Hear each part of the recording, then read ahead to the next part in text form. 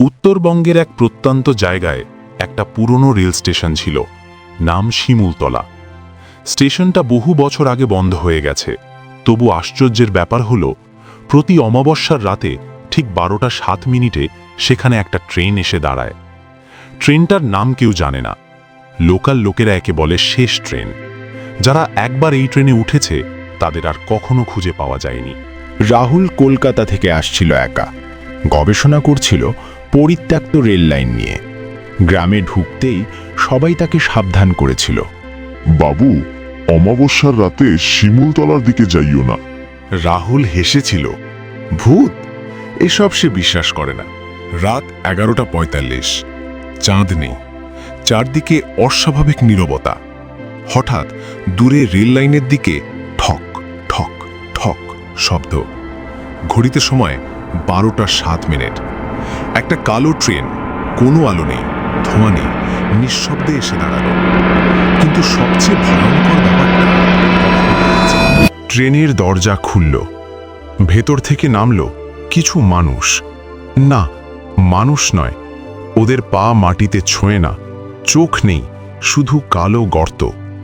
মুখ খুলে আছে, যেন চিৎকার করছে, কিন্তু কোনো শব্দ নেই।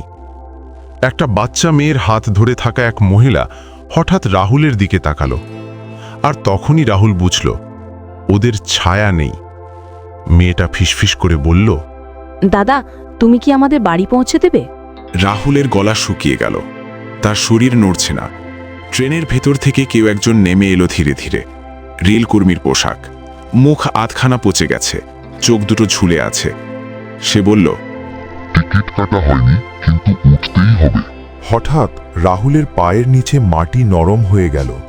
চারপাশ ঘুরতে লাগলো। সে চিৎকার করতে চেয়েছিল, কিন্তু গলা থেকে শব্দ বেরোল না। পরদিন সকালে গ্রামের লোকেরা শিমুলতলার কাছে রাহুলের ব্যাগটা পেয়েছিল। ভেতরে তার নোটবুক।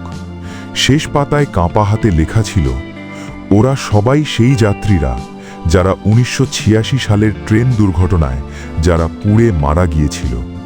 ট্রেনটা এখনো চলছে, আর আমি উঠেছি। তার নিচে সময় লেখা 12:07। আজও অমাবস্যার রাতে যদি তুমি শিমুলতলার রেল লাইনের কাছে কান পাতো, শুনবে ট্রেনের শব্দ।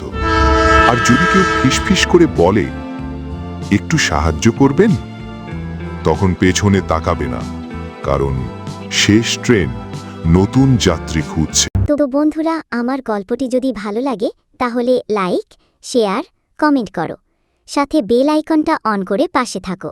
ধন্যবাদ।